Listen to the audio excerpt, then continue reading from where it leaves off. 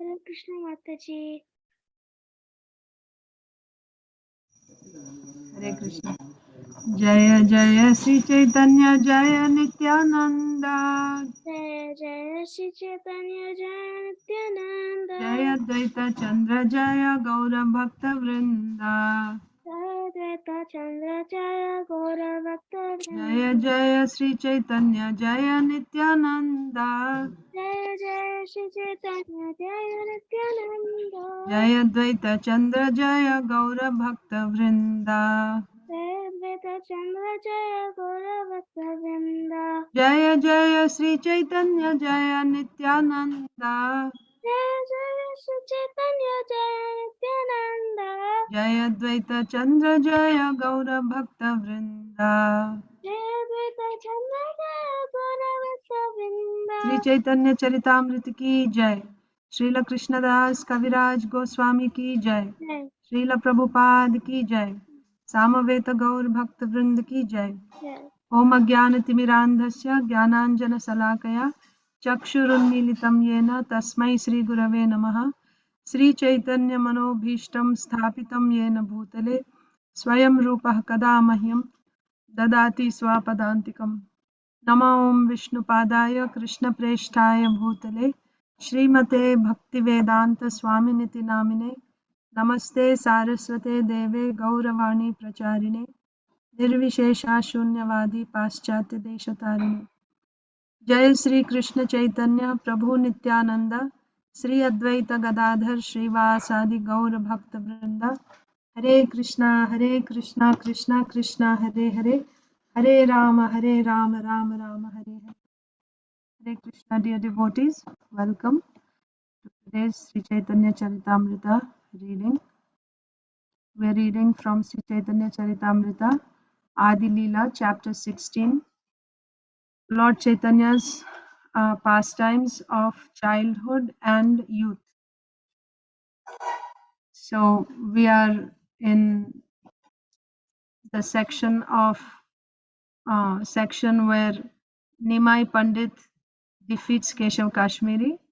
So in our yesterday's discussion, we saw Mahaprabhu is pointing out 5 faults and 5 special qualities or special features or literary ornaments in one of the 100 verses composed by Keshav Kashmiri in the glorification of Mother Ganga. So we saw the 5 faults. What were the 5 faults? So 2 examples of how is it said? Avimrishta Vidheyatma, right? So that means the subject and predicate are interchanged. So in 2 places we find that. First one is in the glorification of Ganga and Ganga itself. So first you should have said Idam. Idam means Ganga Devi or Ganges, river Ganges. So Idam should have said first and then the glorification. Instead the glorification is coming first. So that was one fault. And another fault was Dvitiya Sri Lakshmi. That means Dvitiya Sri Lakshmi is the unknown thing. So unknown is coming first. So that's the second fault. The third fault is what is it called? Bhavani Bharta. I'm forgetting what that fault is called. But Viruddha. Viruddha Mati. Yeah. Viruddha Mati means it's giving a contradictory meaning. The meaning comes like the wife of Bhavani, the wife of Lord Shiva, or the husband of the wife of Lord Shiva, like that. So it will only give the meaning that she has another husband. So that was a fault. And then there was another fault. Fourth one was after saying Vibhavati, that means she flourishes. That's the end of the sentence. Again, another adjective is said. So that was one fault. And then Bhagna Krama, in the 4 lines, in 3 lines you see this alliteration, repetition of the same sound, but in 1 line, the second line, you don't see this. So these are the 5 faults pointed out by Mahaprabhu in that one verse. And then Mahaprabhu said there are 5 literary ornaments, but when there is a fault, what to speak of 5? Even if you had 10 ornaments and only one fault, still the whole composition, the whole poem becomes nullified because of that fault. And what is the example given in that connection? Bharat Muni says this verse, where he says that in a poetry, even if there is one small fault, it is like a person very beautifully decorated with so many ornaments, but there's one small spot of white leprosy. Immediately that person becomes condemned because of leprosy, regardless of all beauty and all ornaments and everything. It's rejected. The person is rejected right away. Similarly, if there is one fault in that composition, then whatever decorations there may be, they lose their value. And after saying this, then Mahaprabhu pointed out what the 5 ornaments were. So of the 5, first 3 are, in the 4 lines, we find in first line, third and fourth line, a particular sound is repeated, which makes the shloka beautiful. So in the first line, the sound ta is repeated again 5 times, and in the third line, ra is repeated 5 times, and in the fourth line, bha is repeated 4 times, so that makes it beautiful. And then what are the other 2 ornaments? Sri and Lakshmi, right? Actually, they mean the same. Sri also means Lakshmi, and Lakshmi is, of course, Lakshmi. But to compare Ganga Devi with the second Lakshmi, it is said Dvitiya Sri Lakshmi. So, although it is the same, but still it looks beautiful, right? Actually, it's redundant, right? It's repetition. But nevertheless, it is actually making it's a decoration like that. So these were the 5 ornaments pointed out by Mahaprabhu. I don't know if we read 76. I'll just read it again. Sri Shabde Lakshmi Shabde Ekavastu Ukta Punar Ukta Praya Bhase Nahe Punar Ukta. So Achinta Dev Prabhu. Hare Krishna Mataji, please accept my humble obeisances. All glories to Srila Prabhupada, all glories to the assembled devotees. Please accept my humble obeisances, Prabhuji. All glories to Srila Prabhupada. Translation. Although the words Shri and Lakshmi convey the same meaning and are therefore most redundant, they are nevertheless not redundant. Yes. They're almost redundant, but they're almost redundant, but they're not redundant also, because Sri can also mean beautiful. So beautiful Lakshmi, right? So they are almost redundant, but they're also not redundant. So that makes it beautiful. Sri Yukta Lakshmi Arthera Vibheda Punar Ukta Vad Abhasa Shabda Alankara Bheda. Arunita or Mataji. Hare Krishna Mataji. Hare Krishna. Describing Lakshmi as possessed of Shri, opulence, offers a difference in meaning with a tinge of repetition. This is the second ornamental use of words. Okay, Hare Krishna. So the second ornamental use is Lakshmi and Sri are the same, but at the same time not exactly same. And that, although they are same but yet not same, that makes the verse very beautiful. So that's a decoration. How it is different? Sri means opulence. Opulence can be beauty, it can be wealth, it can be fame. All these things are opulences. So one who possesses Sri is Lakshmi. But Sri is also the name of Lakshmi. So that way they are different, but they can also be the same. Lakshmi Riva Arthalankara Upama Prakasha Ara Arthalankara Ache Nama Virodha Bhasa.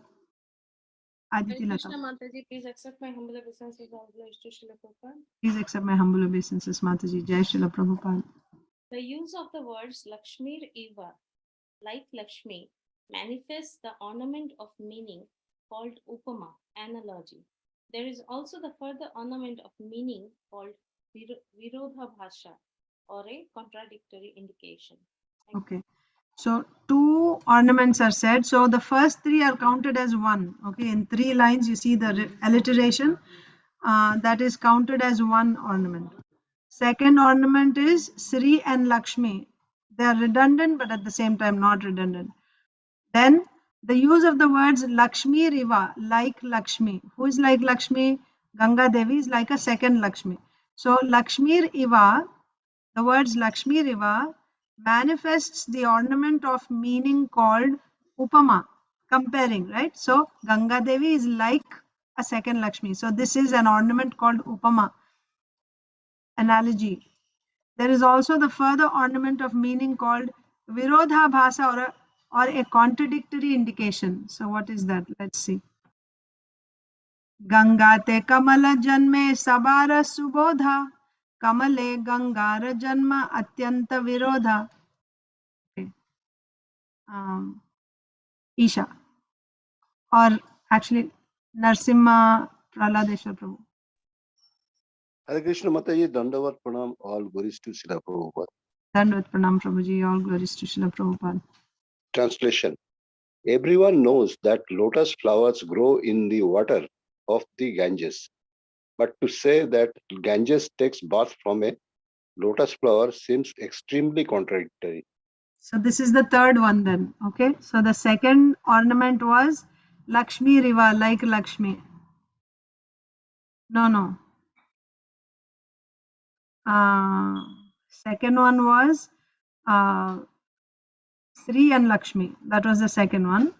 So the third one would be Lakshmir Iva, like Lakshmi, comparing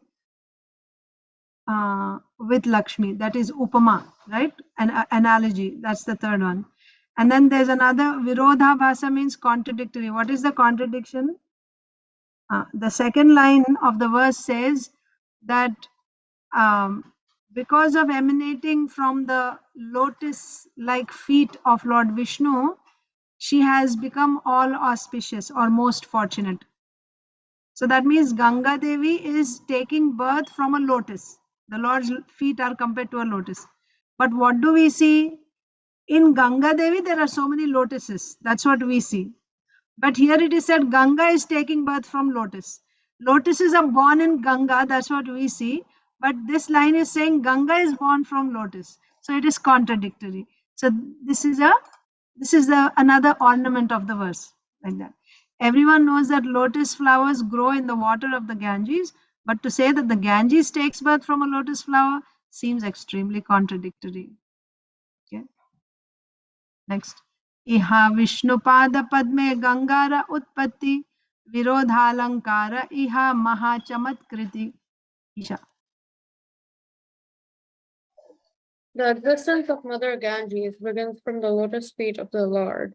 Although the statement that water comes from the lotus flower, from a lotus flower, is a contradiction in connection with Lord Vishnu, which is a great wonder. Yes. So it's a contradiction that lotus is taking birth. Water is taking birth from lotus, because here Ganges is taken as a river. So water is taking birth from lotus. That's contradictory. Lotus takes birth in water, but water takes birth in lotus. That's contradictory. But because this is in connection with Lord Vishnu, it's actually a great wonder. It's not a contradiction anymore. It's just a wonderful thing, because we see all contradictions are completely,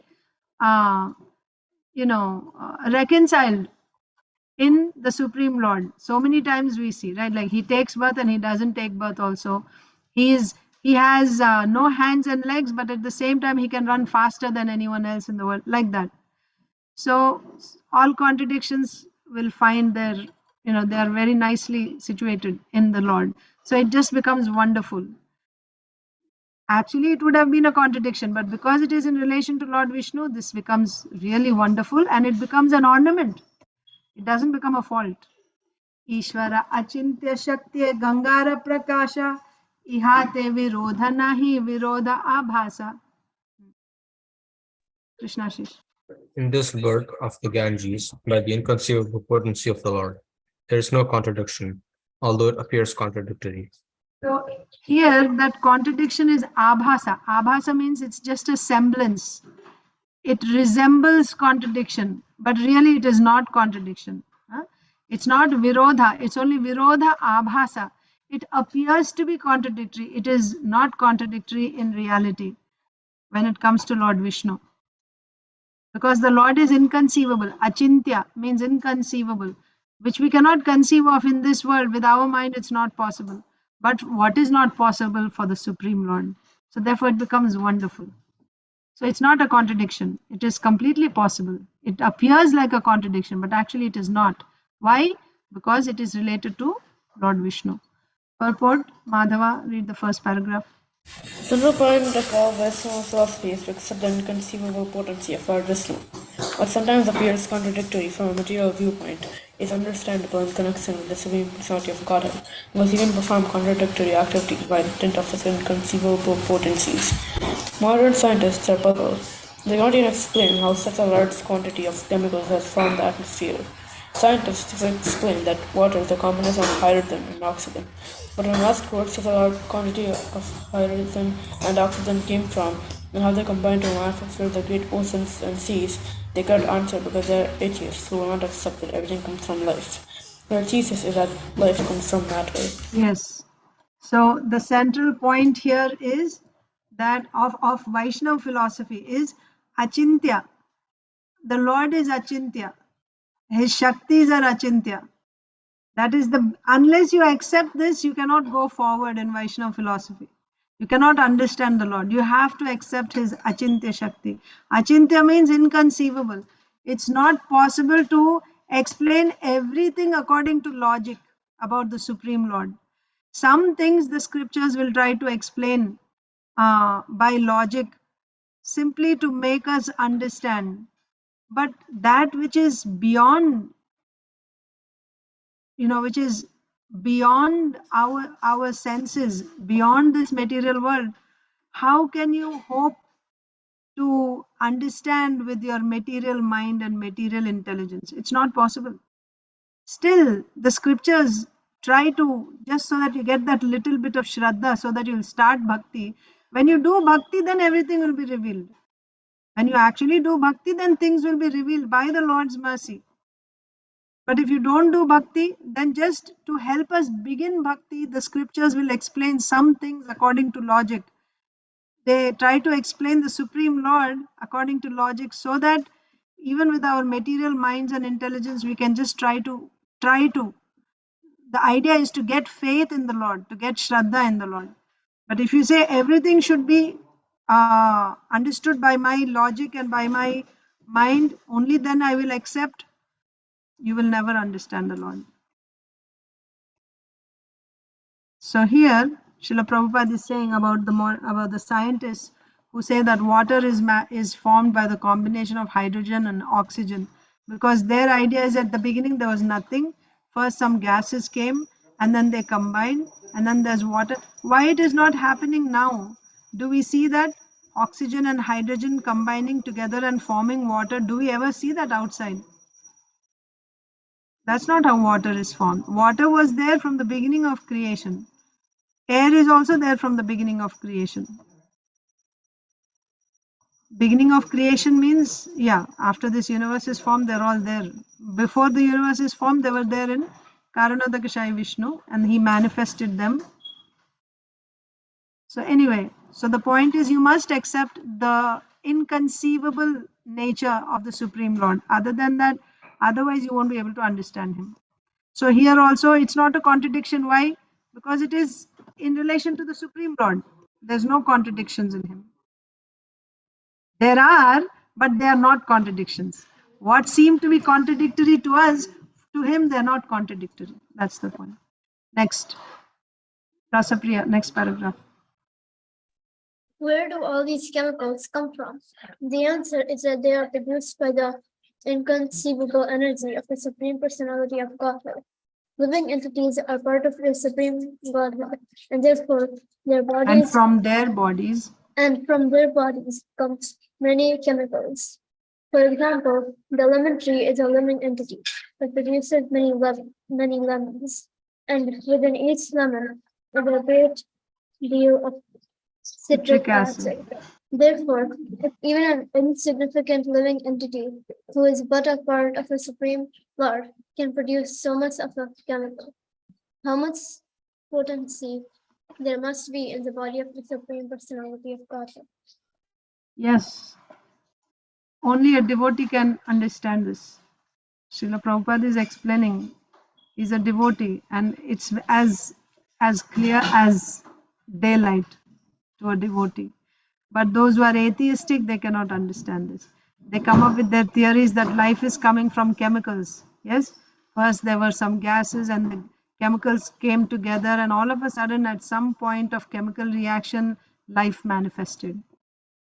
Same with babies being born, it's only just chemicals coming together, and then at some point of pregnancy, all of a sudden now there is life. Until then there is no life.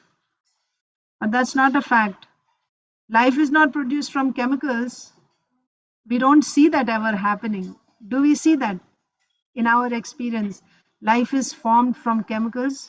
Just show, and if it is possible, Srila Prabhupada challenged, create life in your laboratory and show us that you're producing life from chemicals. It won't happen. It will never happen. In a billion years, it will not happen. But chemicals are produced from life. This we see every day, all the time. From a lemon tree, you get citric acid, right? And even our bodies, we produce so many chemicals. Sweat consists of sodium chloride, right? Chemicals are produced from life. Life is not produced from chemicals. Okay. Next paragraph. Kalpesh Prabhu. Hare Krishna Mataji, please accept my humble obeisances. All glories to Srila Prabhupada. Please accept my humble obeisances, Prabhuji. Jai Srila Prabhupada. Scientists. Scientists cannot perfectly explain where the chemical of the world are. One can explain this perfectly by accepting the inconceivable energy of the Supreme Lord. There is no reason for denying this argument, since there are potencies in the Lordis who are set of the personality of Godhead. How much potency there must be in the Supreme Godhead Himself. At this described Nityanam, He is the chief eternal of all eternals and the chief living entity among all living entities. Katha Upanishad 2.2.13. Hare Krishna. Hare Krishna. Prabhuji. So, yeah, scientists cannot perfectly explain where the chemicals of the world are manufactured, right? You may be able to say you just take two molecules of hydrogen and one molecule of oxygen and you combine together and you get droplets of water. But what will those few droplets of water do to quench the thirst of all the people in the world? That's not sufficient. The water, so then so many people, in African countries and in other Middle East countries, they don't have water. So why don't we produce water in our labs and give them to drink and clean? And we cannot do it, can we? So, but they don't accept because they are atheists, right? They cannot explain where all this water is coming from. You are saying it's coming by the combination of hydrogen and oxygen. There is hydrogen and oxygen everywhere. Why don't you just combine them? So if one small lemon tree can produce so much citric acid, can you imagine how many chemicals the Supreme Lord can produce? This lemon tree is just one insignificant small living entity. So he can produce many, many billions and billions of gallons of oxygen, hydrogen, water, and everything. But this, an atheist or a non-devotee cannot understand. So the way to understand the Supreme Lord is to accept His Achintya Shakti. That's the point. Nityo Nityanam Chetanas Chetananam. He is the chief amongst all eternals. We are all eternals. He is also eternal. He's also conscious being, but he's the chief. We are all maintained, he is our maintainer. That we have to accept if we want to understand the Supreme Lord. Last paragraph, Nilambari Mataji. Hare Krishna Mataji, pranams. Jai Srila Prabhupada.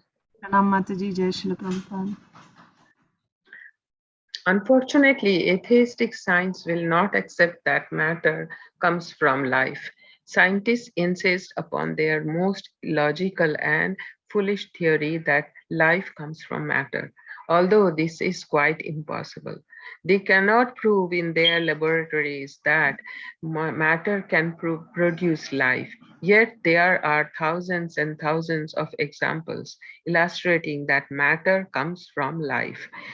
Therefore, in Sri Caitanya Charitamrita, Krishnadas Kaviraj Goswami says that as soon as one accepts the inconceivable potency of the Supreme Personality of Godhead, no great philosopher or scientist can put forward any thesis to contradict the Lord's power. This is expressed in the following Sanskrit verse. Sorry, thank you, Mataji. Thank you. Therefore, in Sri Chaitanya Charitamrita, Krishnadas Kaviraj Goswami says that as soon as one accepts the inconceivable potency of the Supreme Personality of Godhead, no greater philosopher or scientist can put forward any thesis to contradict the Lord's power. This is expressed. So all you need is to accept the inconceivable potency of the Supreme Lord, and that's where we have a problem actually, right? For us, why we are not able to do pure devotional service is because we don't accept all the statements of the Lord. And accept means we may hear and we may say yes, yes, but to actually believe in that, that will only happen when we get the mercy of the Lord. Why don't we have faith when there are just this subject of achintya? Achintya means having two opposites, okay, two opposites at the same time in the same place. Opposites you cannot find at the same time in the same, because they are opposites. You cannot expect them to be just like you say day and night. They're at the same place at the same time. It doesn't happen, right? But all such opposites are there in the Supreme Lord, which we cannot conceive of. It's beyond our, imagination. But even though it is beyond our imagination, if we are able to accept it, then we are devotees. Why are we not able to accept this? That's also explained in Bhagavad Gita, 10th chapter. Why we are not able to accept is because of our sins. What type of sins? Our sins of activities against bhakti. Our activities and our thoughts which are against bhakti, which is nothing but anarthas. Because of that, we have these sins which will not allow us to accept the statements of the Lord, to accept the inconceivable qualities of the Lord. It doesn't make sense to us. How is it? It's not possible. And if we don't accept it, that means we don't have Shraddha. If we don't have Shraddha, then we cannot enter into pure devotional service. So the science is, when you enter into pure devotional service, when you start Ananya Bhakti, by that Ananya Bhakti, the Lord will be pleased with us. And then by His mercy, then we will actually get belief in His inconceivable Shaktis, His opulences. Will be able to understand only when He showers His mercy. But when do you get His mercy? When we begin Ananya Bhakti. When do you begin Ananya Bhakti? When you get Shraddha in Him. How do you get Shraddha in Him? When you get His mercy. When do you get His mercy? When you do Ananya Bhakti. How can you do Ananya Bhakti? When you have Shraddha. How can you get Shraddha? When you get His mercy. So it's a closed loop. How do you get inside? Tell me, how do you get inside? You got the point, what I'm saying? The faith. So faith you will get, it is said, faith you will get only when the Lord shows his mercy, you'll get faith, it is said.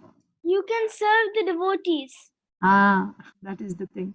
So the Lord's mercy comes through the devotees initially. And when you get the mercy through the devotees,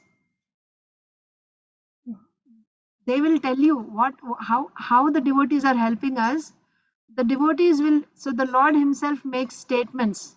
For example, in Bhagavad Gita, Krishna says, Ananyaschintayanto mam ye jana paryupasate tesham nityabhiyuktanam yogakshemam vahamyaham. Anyone who does Ananya Bhakti all the time, then I will maintain him. I will take care of. He doesn't have to worry about his maintenance also. I will protect him. I will provide whatever he needs and I will protect, right? Some thieves may take away. No, I will protect everything for him, whatever he has. And if he doesn't have something, I personally carry on my back and I'll bring it to him. The Lord is saying. So these devotees, now they'll tell the same statements that the Lord makes. See, the Lord is giving so much assurance. Do you find anyone in this world who can give you this type of assurance? Who will say that you don't have to worry, I will take care of you completely? Nobody can give you this type of assurance. Supreme Lord is giving you. What else do you want? Just forget everything. Do Ananya Bhakti like this. So these devotees, they will instill faith in our hearts by reminding us of the statements of the Lord again and again. So when we get the mercy of the devotees, through the devotees' mercy, the Lord is showing mercy. And with that, we get initial faith to actually enter into Shuddha Bhakti. Once we enter into Shuddha Bhakti, we start practicing Ananya Bhakti. By that, when the Lord is pleased, now again He will show His mercy.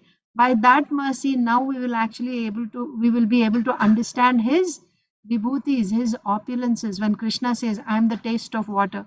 We read, Krishna says, I am the taste of water. Do we have a realization how He is the taste of water? We will get that realization when the Lord gives His mercy. Otherwise, it's not possible. We will hear from the scripture, it will just remain knowledge only. Realization means to actually believe in those words, actually believing. That will only happen by the mercy of the Lord. So, why we don't get this Shraddha in spite of hearing again and again? Why? What is stopping us from getting this Shraddha? Our activities against Bhakti. Our behavior against Bhakti, that has given us so many ideas. This is our sin, which is not allowing us to enter into Bhakti. And how can we come out of this? Only by the mercy of devotees. That's our only hope.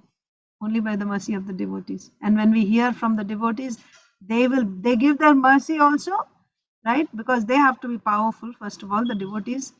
And they will give their mercy, they will give their association and instructions. By that, they will give us faith, and with that faith, now we will be able to enter into Ananya Bhakti. That's the way.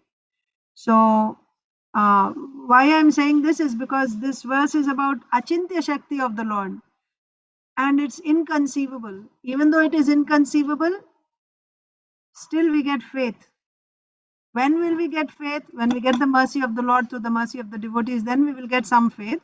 And further, we will actually understand His opulences when He Himself gives His faith after we start performing Ananya Bhakti. So how these scientists will understand? They won't understand. That's why they don't accept. They just keep trying again and again in their atheistic way, trying to answer. They will never find the solution. They will never. That's the point. Okay? So we can stop here. It's already 7:36. Hare Krishna, everyone. So tomorrow evening, Saturday, we'll have Chaitanya Bhagavat reading. Hare Krishna. Hare Hare Krishna. Krishna, Mataji. Hare Krishna. Hare Krishna.